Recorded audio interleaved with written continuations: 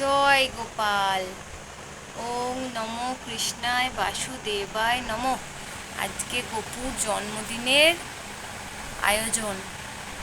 প্রথমেই আছে পায়েস, ছানা, ক্ষীর, নানান রকমের মিষ্টি, গুড়ের, চিনির, গজা, মিষ্টি, মন্ডা, বিভিন্ন রকমের মিষ্টি।